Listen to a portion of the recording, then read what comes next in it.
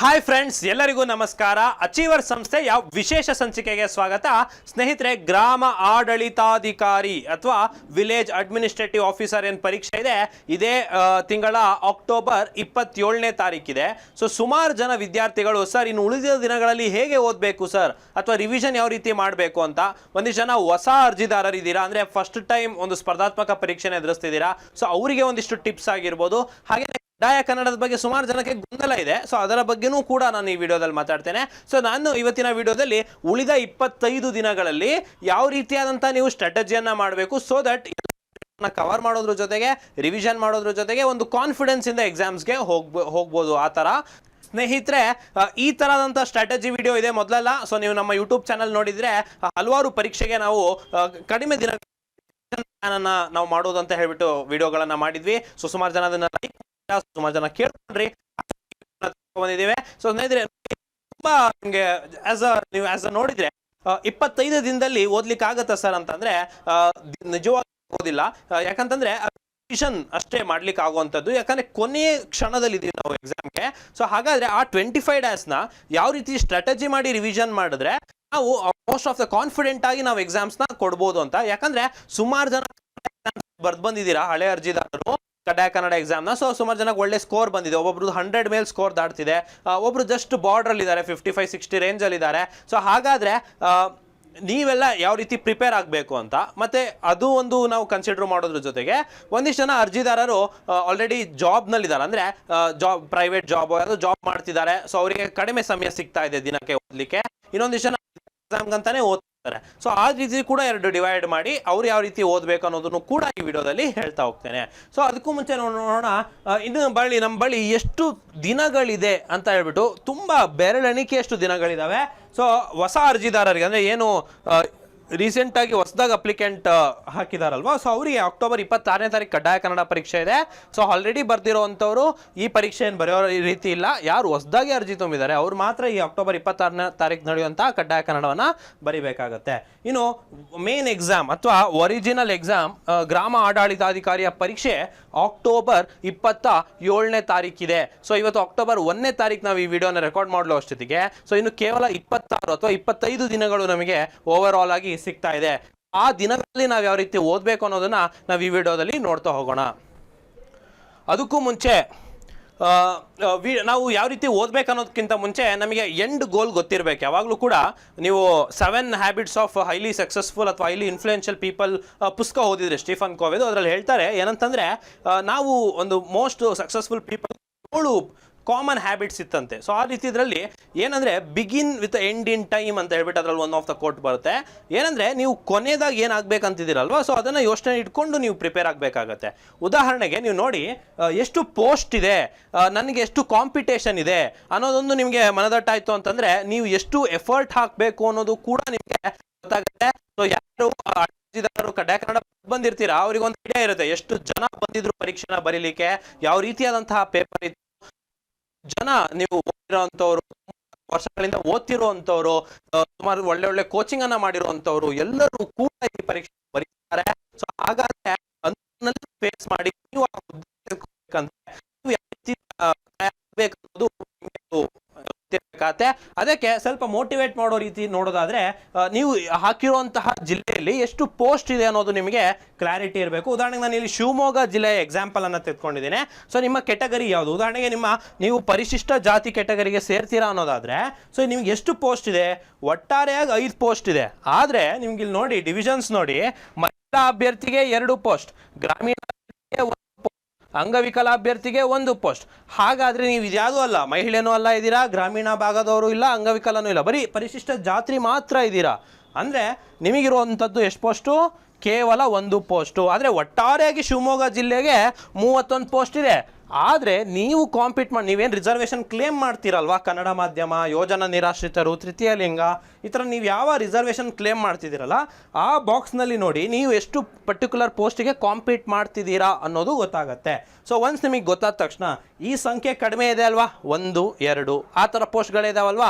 So ಈ ಥರ ನೀವು ಬರಬೇಕಂದ್ರೆ ನೀವು ಟಾಪ್ 1:3 ತಗೊಂಡ್ರೆ ಟಾಪ್ 3 ನೀವು ಬಂದರೆ ಮಾತ್ರ ನೀವು ಈ ರೀತಿಯಾದಂಥ ಹುದ್ದೆಗಳಿಗೆ ಏನು ಪಕ್ಕ ಹೋಗ್ಬೋದು ಅಂತ ಹೇಳ್ಬಿಟ್ಟು.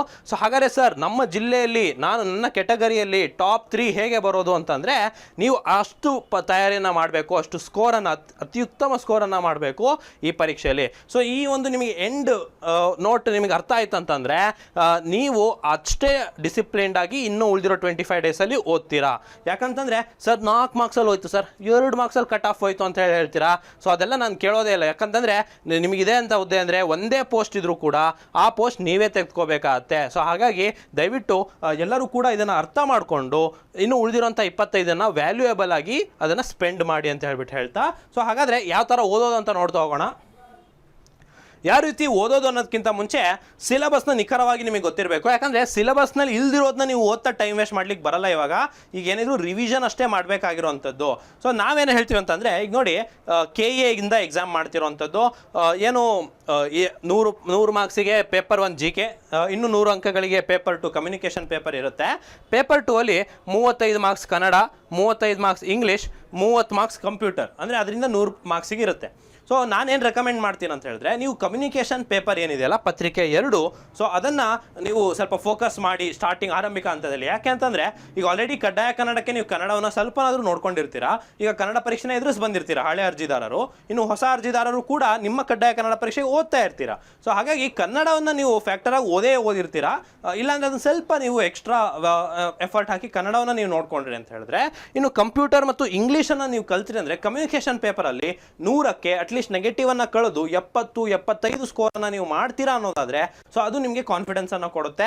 ಸೊ ಪೇಪರ್ 2 ನಲ್ಲಿ ಮಾಡಿ. ಪೇಪರ್ 1 GK ನಾವು ಸ್ಟ್ರಾಟಜೈಸ್ ಮಾಡಿ ಓದ್ತೀವಿ ಅಂದ್ರೆ 2 ಪೇಪರ್ಸ್ ಸೇರಿ 140-150 ಪ್ಲಸ್ ನೀವು ಮಾಡ್ತೀರಾ ಸ್ಕೋರ್ ಅನ್ನೋದಾದ್ರೆ, ಸೊ ನಿಮಗೆ ಈ ಹುದ್ದೆ ಸಿಗುತ್ತೆ. ಸೊ ಹಾಗಾದ್ರೆ ಆ 140-150 ಸ್ಕೋರ್ ಮಾಡ್ಬೇಕಂದ್ರೆ 2 ಪತ್ರಿಕೆಯಲ್ಲೂ ಅತ್ಯುತ್ತಮವಾಗಿ ಮಾಡಬೇಕು. ಸೊ ಹಾಗಾದ್ರೆ ಆ ಉಳಿದಿರೋ ದಿನಗಳಲ್ಲಿ ಎಲ್ಲದಕ್ಕೂ ಇಂಪಾರ್ಟೆನ್ಸ್ ಕೊಟ್ಟು ಓದೋದು ಹೇಗೆ ಅಂತ ಹೇಳ್ಬಿಟ್ಟು, ಸೊ ಫಸ್ಟ್ ನಾವು ಏನು ಮಾಡೋದು ಬೇಡ, ಸಿಲೆಬಸ್ ಆ್ಯಕ್ಚುಲಿ ಏನಿದೆ 8 ಪಾಯಿಂಟ್ ಇರೋದು. ಸಿಲೆಬಸ್ ಆ್ಯಕ್ಚುಲಿ ಏನಿದೆ ಅನ್ನೋದನ್ನ ನೋಡ್ತಾ ಹೋಗೋಣ. ನೋಡಿ ಏನಿದೆ, ಪ್ರಚಲಿತ ಘಟನೆಗಳಿಗೆ ಸಂಬಂಧಿಸಿದ ಸಾಮಾನ್ಯ ಜ್ಞಾನದ ವಿಷಯಗಳು ಇದೆ. ಸೊ ಇಲ್ಲಿ ಕರೆಂಟ್ ಅಫೇರ್ಸ್ ಅಷ್ಟೇ ಹೇಳ್ತಾ ಇಲ್ಲ ಅವನು, ಕರೆಂಟ್ ಅಫೇರ್ಸ್ಗೆ ರಿಲೇಟೆಡ್ ಇರೋ GKನ ಕೂಡ ಓದಿ ಅಂತ ಹೇಳ್ತಾ ಇದ್ದಾನೆ. ಸೊ ನೀವೇನು ಮಾಡ್ಬೋದು ಅಂದರೆ, ಈ ಪರ್ಟಿಕ್ಯುಲರ್ ಪಾಯಿಂಟ್ ಆಫ್ ದ ಸಿಲೆಬಸ್ನ ನೀವು ಓದಬೇಕು ಅಂದರೆ ಲಾಸ್ಟ್ 1 ಇಯರ್ದು ಕರೆಂಟ್ ಅಫೇರ್ಸ್ ಮ್ಯಾಕ್ಸಿಮಮ್, ಅಥವಾ ಈ ವರ್ಷದ ಜನವರಿಯಿಂದ ಈಗೇನು ಸೆಪ್ಟೆಂಬರ್ ತನಕ 9 ತಿಂಗಳ ಕರೆಂಟ್ ಅಫೇರ್ಸ್ ಏನಿದೆ, ಸೊ ಇದನ್ನು ನೀವು ಓದಬೇಕಾಗತ್ತೆ. ಸೊ ಕೆಟಗರೈಸ್ ಮಾಡಿ ನೀವು ಕರೆಂಟ್ ಅಫೇರ್ಸ್ನ ಓದ್ಬೋದು. ಸ್ಪೋರ್ಟ್ಸು, ಅವಾರ್ಡ್ಸು, ಏನು ಪರ್ಸನ್ ಇನ್ ನ್ಯೂಸ್, ಅಪಾಯಿಂಟ್ಮೆಂಟ್ಸ್, ಈ ಥರ ನೀವು ಡಿಫ್ರೆನ್ಸ್ ಮಾಡಿಬಿಟ್ಟು ನಂತರದಲ್ಲಿ ಅದ್ರ ರಿಲೇಟೆಡ್ ಇರೋದು ಎಲ್ಲದನ್ನ ಓದ್ಕೊಂಬರೋದು, ಜೊತೆಗೆ ಅದ್ರ ರಿಲೇಟೆಡ್ ಇರುವಂತಹ GKನ ಕೂಡ ಓದೋದು. ಉದಾಹರಣೆಗೆ ಜನವರಿ 1ನೇ ತಾರೀಕೇನು, ಜನವರಿ 1ನೇ ತಾರೀಕು DRDO ಡೇ, ಅದು ನಿಮಗೆ ಗೊತ್ತಿರುತ್ತೆ. ಆಮೇಲೆ ಜನವರಿ 9ನೇ ತಾರೀಕು ಪ್ರವಾಸಿ ಭಾರತೀಯ ದಿವಸ್, ಜನವರಿ 23ನೇ ತಾರೀಕು ಪರಾಕ್ರಮ್ ದಿವಸ್. ಸೊ ನಿಮ್ಗೆ ಇದೆಲ್ಲ ಗೊತ್ತಿರುತ್ತೆ. ಬಟ್ ನೀವು ಅದು ಕರೆಂಟ್ ಅಫೇರ್ಸ್ ಈ ವರ್ಷ ಏನೋ ಥೀಮ್ನಲ್ಲಿ ಮಾಡ್ತಿರ್ತಾನೆ, ಅಥವಾ ಎಷ್ಟನೇ ಆವೃತ್ತಿ ಅಂತ ನಿಮಗೆ ಕೇಳ್ಬೋದು, ಅಥವಾ ಅದು ರಿಲೇಟೆಡ್ ಇರುವಂತಹ GK. ಈಗ DRDO ಬಂದ ತಕ್ಷಣ DRDO ಹೆಂಗೆ ಸ್ಥಾಪನೆ ಆಯಿತು ಅಂತ ಕೇಳ್ಬೋದು. ಸೊ ಈ ರೀತಿ ನಿಮ್ಗೆ GK, ಕರೆಂಟ್ ಅಫೇರ್ಸ್ ಇವೆರಡನ್ನ ನೀವು ಓದಬೇಕಾಗತ್ತೆ.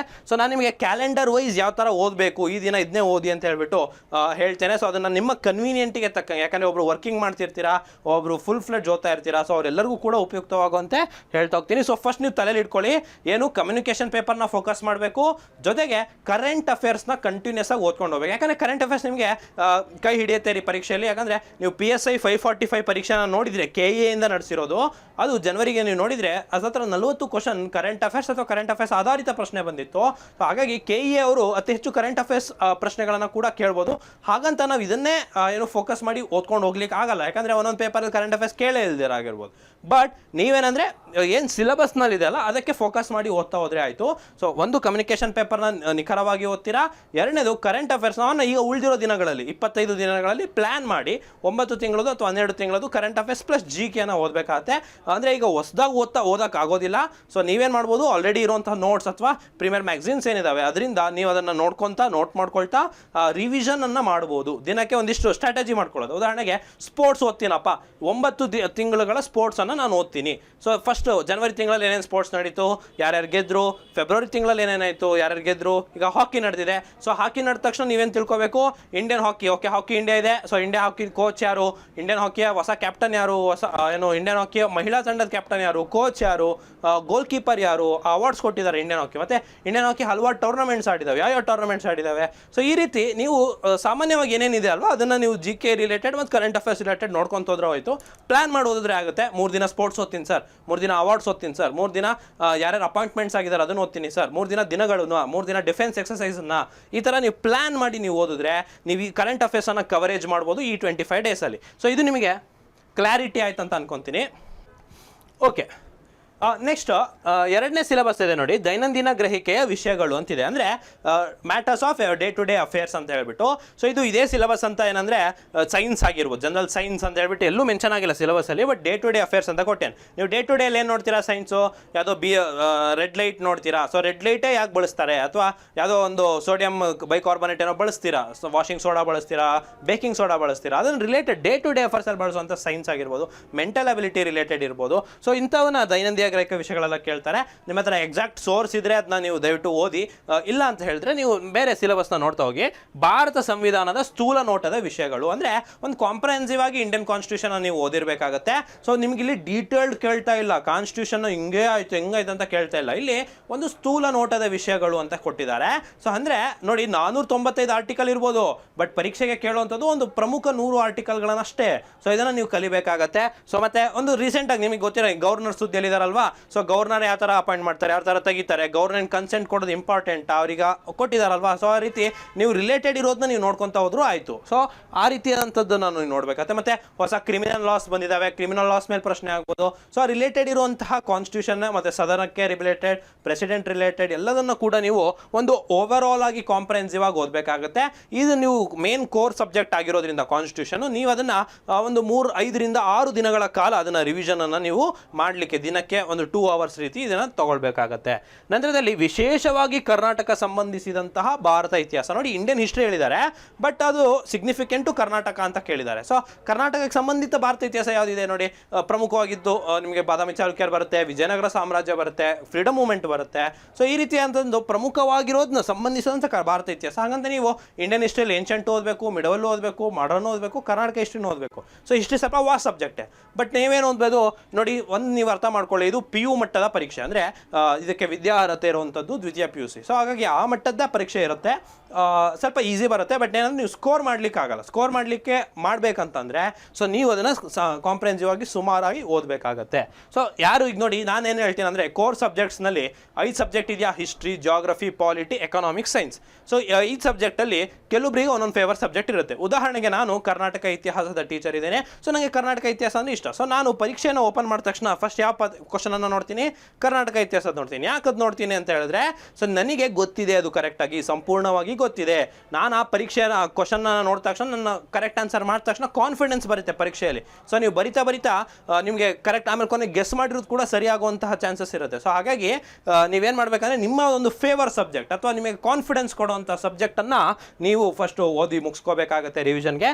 ನೆಕ್ಸ್ಟ್ ನೋಡಿ, ರಾಜ್ಯ ಮತ್ತು ಅಂದರೆ ಕರ್ನಾಟಕ ಮತ್ತು ಸಂಬಂಧಿಸಿದಂಥ ಭೂಗೋಳ ಕೂಡ ಇದೆ. ಇದು ಹಿಸ್ಟ್ರಿ, ಜಿಯೋಗ್ರಫಿ, ಪಾಲಿಟಿ ನೋಡಿ 3 ಕವರ್ ಆಯಿತು. ನೆಕ್ಸ್ಟ್ ನೋಡಿ, ರಾಜ್ಯ ಮತ್ತು ಪ್ರಾದೇಶಿಕ ಆಡಳಿತ ಕುರಿತು ವಿಷಯಗಳು ನೋಡಿ, ಅಡ್ಮಿನಿಸ್ಟ್ರೇಷನ್ ರಿಲೇಟೆಡ್, ರೀಜನಲ್ ಮತ್ತು ಸ್ಟೇಟ್ಗೆ ರಿಲೇಟೆಡ್. ಇದೇನಂತಂದರೆ ನೀವು VA ರಿಲೇಟೆಡ್ ಇರೋವಂಥದ್ದು, ಅಡ್ಮಿನಿಸ್ಟ್ರೇಷನ್ ಮತ್ತು ಪ್ರಾವಿನ್ಷಿಯಲ್ ಅಡ್ಮಿನಿಸ್ಟ್ರೇಷನ್ ರಿಲೇಟೆಡ್ ಓದಬೇಕು. ಪಾಲಿಟಿನೇ ಇರುತ್ತೆ ಇದು, ಇದಕ್ಕೆ ಕೂಡ ಕರೆಕ್ಟ್ ಸೋರ್ಸ್ ಇದೆ ಅಂತ ಓದಿ. ಅಂದರೆ VAದು ಗೈಡ್ಲೈನ್ ಬುಕ್ ಬಿಟ್ಟಿದ್ದಾರೆ, ಅಡ್ಮಿನಿಸ್ಟ್ರೇಟಿವ್ ಟ್ರೈನಿಂಗ್ ಇನ್ಸ್ಟಿಟ್ಯೂಟ್ ಮೈಸೂರಿಂದ ಬಿಟ್ಟಿದ್ದಾರೆ. ಸೊ ಅದನ್ನು ಸಾಧ್ಯ ಆದರೆ ಅದು ಇವಾಗ ನಿಮ್ಗೆ ಕೂತು ಓದಲಿಕ್ಕೆ ಆಗಲ್ಲ, 300-400 ಪೇಜ್ ಇರುತ್ತದು. ಸೊ ನೀವು ಜಸ್ಟ್ ಒಂದು ಪ್ರಮುಖ ಇರುವಂಥದ್ದನ್ನು ನೀವು ಇದರಲ್ಲಿ ನೋಡ್ಕೊಳ್ಬೋದಾಗುತ್ತೆ. ಬಟ್ ಇಲ್ಲಿ ನೋಡಿ, ಈ ಅನ್ನೋದನ್ನ ನೀವು ಓದಿದ್ರೆ ನಿಮಗೆ ಎಲ್ಲ ಪರೀಕ್ಷೆಗೂ ಮುಂಬರುವಂಥ ಪರೀಕ್ಷೆಗೂ ಹೆಲ್ಪ್ ಆಗುತ್ತೆ. ನೋಡಿ ಯಾವುದಂದ್ರೆ ಗ್ರಾಮೀಣಾಭಿವೃದ್ಧಿ, ಪಂಚಾಯತ್ ರಾಜ್ ಸಂಸ್ಥೆಗಳು ಹಾಗೂ ಗ್ರಾಮೀಣ ಸಹಕಾರ ಸಂಸ್ಥೆಗಳನ್ನು ಸಂಬಂಧಿಸಿದಂತೆ ಉಪಕ್ರಮಗಳನ್ನು ಒಳಗೊಂಡಂತೆ ಕರ್ನಾಟಕ ಆರ್ಥಿಕತೆ ಅಭಿವೃದ್ಧಿಯ ಕುರಿತು ವಿಷಯಗಳು ಅಂತ ಹೇಳ್ಬಿಟ್ಟಿದೆ. ಅಂದರೆ ಇಲ್ಲಿ ಅವನು ನೇರವಾಗಿ ಎಕನಾಮಿಕ್ಸ್ ಓದಿ ಅಂತ ಹೇಳ್ತಾ ಇಲ್ಲ. ಗ್ರಾಮೀಣಾಭಿವೃದ್ಧಿ, rural development, panchayat Raj institutions, ಹಾಗೆ ಗ್ರಾಮೀಣ ಸಹಕಾರ ಸಂಘಗಳನ್ನು ಅಭಿವೃದ್ಧಿ ಮಾಡುವಂಥ ಉಪಕ್ರಮ, ಇನಿಷಿಯೇಟಿವ್ಸನ್ನು ಒಳಗೊಂಡಂತೆ ಕರ್ನಾಟಕ ಎಕನಾಮಿಕ್ ಡೆವಲಪ್ಮೆಂಟನ್ನು ಓದಿ ಅಂತ ಹೇಳ್ತಾನೆ. ಅಂದರೆ ಇಂಡೈರೆಕ್ಟಾಗಿ ಹೇಳ್ತಾವನೆ ಎಕನಾಮಿಕ್ಸ್ ಓದಿ ಅಂತ ಹೇಳ್ಬಿಟ್ಟು.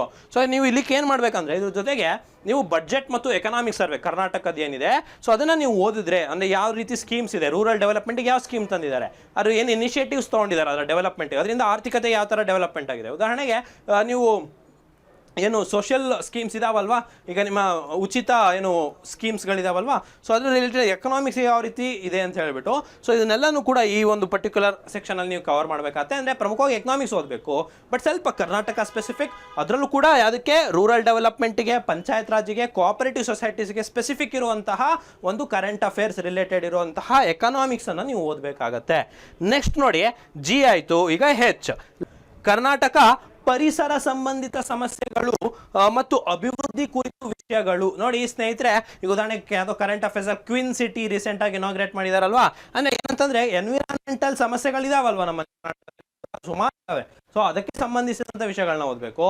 ಜೊತೆಗೆ ಅದಕ್ಕೆ ಅಭಿವೃದ್ಧಿ ಕುರಿತು ಏನು ಮಾಡ್ತಿದ್ದಾರೆ, ಉದಾಹರಣೆಗೆ ನಮ್ಮ ಶಿವಮೊಗ್ಗದಲ್ಲಿ ಶೆಟ್ಟಿಹಳ್ಳಿ ಅಭಯಾರಣ್ಯನ ಎಕೋ ಸೆನ್ಸಿಟಿವ್ ಝೋನ್ ಆಗಿ ಪಾರ್ಟ್ ಮಾಡ್ತಿದ್ದಾರೆ, ಅಥವಾ ರೀಸೆಂಟಾಗಿ ಕಸ್ತೂರಿ ರಂಗನ್ ವರದಿಯನ್ನು ಸಂಪೂರ್ಣವಾಗಿ ರಿಜೆಕ್ಟ್ ಮಾಡಿದೆ ಪಾರ್ಲಿಮೆಂಟ್. ಸೊ ಹಾಗಾಗಿ ಪ್ರತಿಯೊಂದು ಅದು ಸಂಬಂಧಿತ ವಿಷಯಗಳನ್ನು ಮತ್ತು ಅದು ಕುರಿತು ಅಭಿವೃದ್ಧಿ ವಿಷಯಗಳನ್ನು ಓದಬೇಕು. ಅಂದರೆ ಬೇಸಿಕಲಿ ನೀವು ಎನ್ವಿರಾನ್ಮೆಂಟನ್ನು ಓದಬೇಕು, ಜೊತೆಗೆ ಆ ಎನ್ವಿರಾನ್ಮೆಂಟನ್ನು ಟ್ಯಾಕಲ್ ಮಾಡಲಿಕ್ಕೆ ಯಾವ ರೀತಿ ಡೆವಲಪ್ಮೆಂಟಲ್ ಸ್ಕೀಮ್ಸ್ ಮಾಡಿದ್ದಾರೆ ಅನ್ನೋದನ್ನು ಕೂಡ ನೀವು ಓದಬೇಕಾಗತ್ತೆ. ಏನು SDG ಇದಾವೆ, ಸಸ್ಟೈನಬಲ್ ಡೆವಲಪ್ಮೆಂಟ್ ಗೋಲ್ಸ್ ಇದಾವೆ, ಸೊ ಅದ್ರ ರಿಲೇಟೆಡ್ ಕೂಡ ಯಾವ ರೀತಿ ನಮ್ಮ ಕರ್ನಾಟಕ ಪ್ರೋಗ್ರೆಸ್ ಹೆಂಗಿದೆ ಅಂತ, ಇದು ಎಕನಾಮಿಕ್ ಸರ್ವೆ ಸ್ಟಾರ್ಟಿಂಗ್ ಅಲ್ಲಿ ಕೊಟ್ಟಿದ್ದಾರೆ. ಸೊ ಅದನ್ನು ಕೂಡ ನೀವು ಕವರೇಜ್ ಮಾಡ್ಬೋದು. ನೋಡಿ ಸ್ನೇಹಿತರೆ, ನೀವು ಸಿಲೆಬಸ್ನ ನೀವು ಓವರ್ ಆಗಿ ನೀವು ನೋಡ್ತೀರಾ ಅನ್ನೋದಾದ್ರೆ ಕೇವಲ ABCDEFGH ಅಷ್ಟೇ.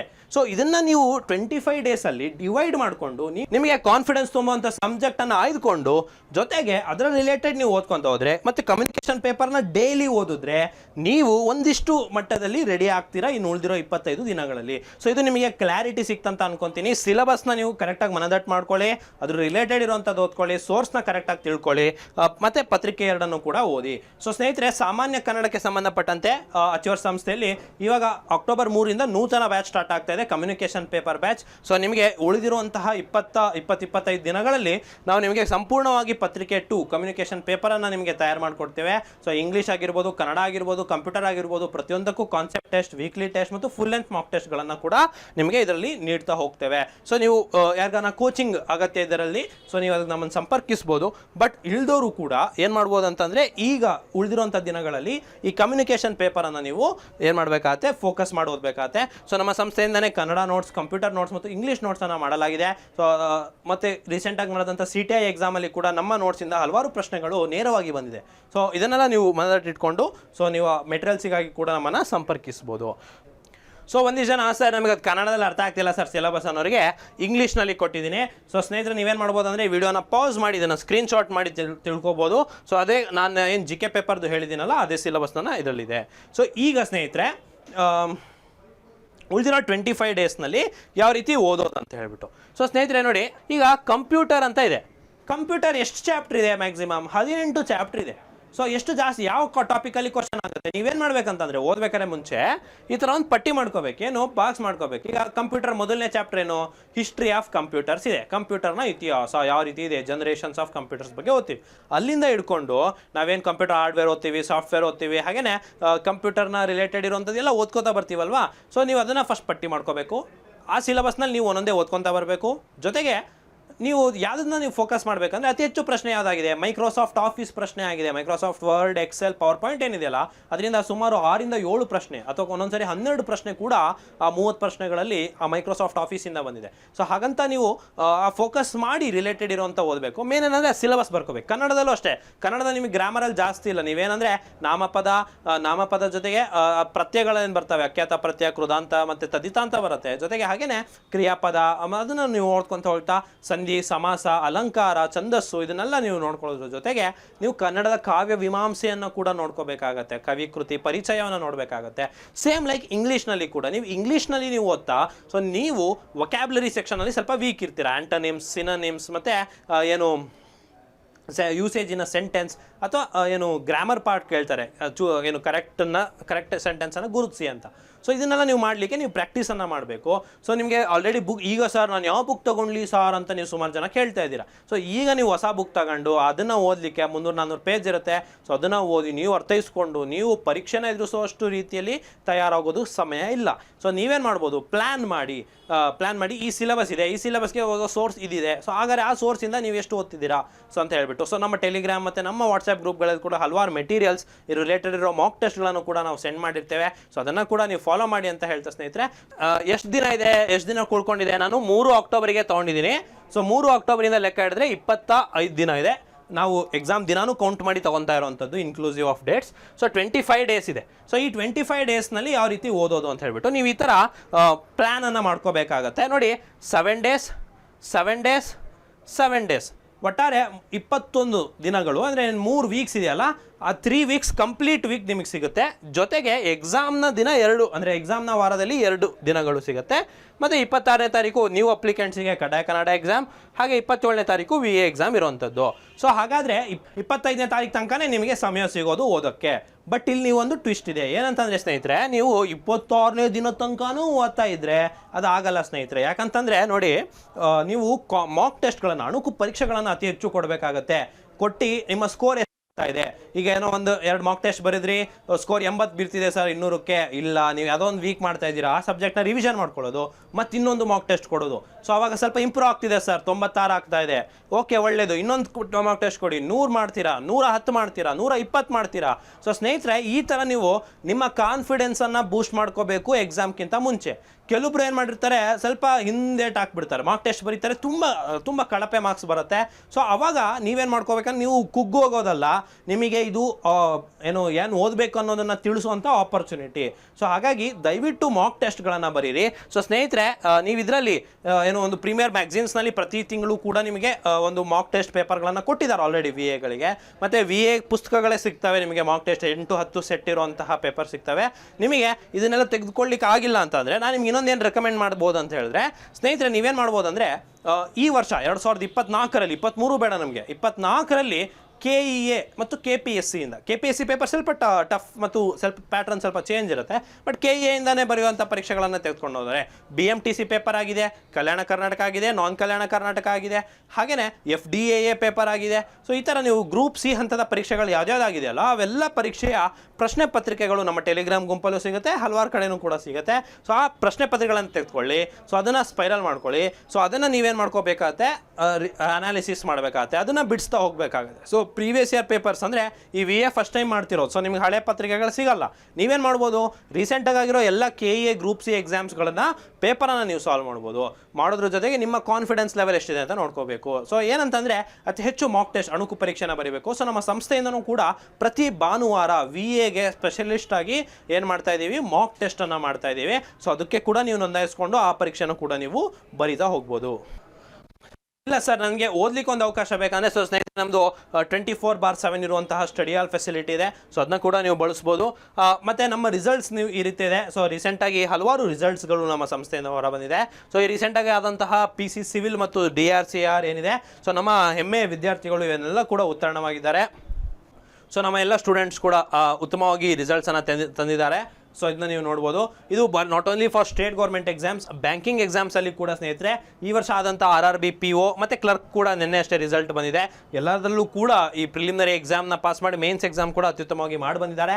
ಸೊ ಬ್ಯಾಂಕಿಂಗ್ ಆಗಿರ್ಬೋದು, ಸ್ಟೇಟ್ ಗೌರ್ಮೆಂಟ್ ಆಗಿರ್ಬೋದು, ಇನ್ನು PGCET ಎಕ್ಸಾಮ್ ಸ್ನೇಹಿತರೆ, ಮೊನ್ನೇನು PGCET ಎಕ್ಸಾಮ್ಸ್ ಬಂದಿದೆ. ಸೊ ನಮ್ಮಲ್ಲಿ ಕೂಡ ಅಗೇನ್ ಟಾಪ್ ರ್ಯಾಂಕರ್ಸ್ ಬಂದಿದ್ದಾರೆ. ಸೊ ನೀವು ನೋಡ್ಬೋದು, 2022ರಲ್ಲೂ ಕೂಡ 1000 ಒಳಗಡೆ ರ್ಯಾಂಕಿಂಗ್, 23ರಲ್ಲಿ ಕೂಡ 1000 ಒಳಗಡೆ ರ್ಯಾಂಕಿಂಗ್, 24ರಲ್ಲಿ ಕೂಡ 1000 ಒಳಗಡೆ ಅತ್ಯುತ್ತಮ ರ್ಯಾಂಕ್ಸನ್ನು ನೀವು ನೋಡ್ತಾ ಹೋಗ್ಬೋದು PGCET ಎಕ್ಸಾಮ್ಸ್ನಲ್ಲಿ. ಸ್ನೇಹಿತರೆ, ಇನ್ಯಾತಕ್ಕೆ ತಡ, ಸೊ ನೀವೇನಾದರೂ VA ಎಕ್ಸಾಮ್ಗೆ ಅಥವಾ ಮುಂದೆ ಬರುವಂಥ PDO ಎಕ್ಸಾಮ್ಸಿಗೆ ಅಥವಾ ನೀವು RRB NTPC ಹಾಕಿದ್ದೀರಾ ಅಂದರೆ, ಅಥವಾ ರೈಲ್ವೆ ಎಕ್ಸಾಮ್ಗೆ, ಬ್ಯಾಂಕಿಂಗ್ SSC ಎಕ್ಸಾಮ್ಸಿಗೆ ಓದ್ತಿದ್ದೀರಾ ಅಂದರೆ, ಸ್ನೇಹಿತರೆ ಇದೇ ಅಕ್ಟೋಬರ್ 3ರಿಂದ ನೂತನ ಬ್ಯಾಚ್, ಅದರಲ್ಲೂ ಕೂಡ ನಿಮಗೆ VA ಅವರಿಗೆ ಸ್ಪೆಷಲಿಸ್ಟ್ ಆಗಿ ಕಮ್ಯುನಿಕೇಷನ್ ಪೇಪರ್ನ ಬ್ಯಾಚನ್ನು ಮಾಡ್ತಾ ಇದ್ದೀವಿ. ಸೊ ಯಾರಾದರೂ ನಿಮಗೆ ಆಸಕ್ತಿ ಇದ್ದರೆ, ಸೊ ಈ ವಿಡಿಯೋ ನೋಡ್ತಿರೋಂಥವ್ರಿಗೆ ನೀವು ಪರೀಕ್ಷೆನ ಕಟ್ಟಿ ಸರ್ ನಮಗೆ ಇದ್ರ ಬಗ್ಗೆ ಸ್ವಲ್ಪ ಮಾಹಿತಿ ಕೊಡಿ ಅಂತ ಅನ್ನೋದಾದರೆ, ಸೊ ಸ್ನೇಹಿತರೆ ನೀವು ಇದನ್ನು ಬಳಸ್ಕೋಬೋದು. ಅಕ್ಟೋಬರ್ 3ನೇ ತಾರೀಕಿಂದ ನಿಮಗೆ ಸ್ಟಾರ್ಟ್ ಆಗ್ತಿರೋಂಥ ನೂತನ ಬ್ಯಾಚಿಗೆ ನೀವು ಜಾಯ್ನ್ ಆಗ್ಬೋದು. ಸೊ ಆಯಿತು.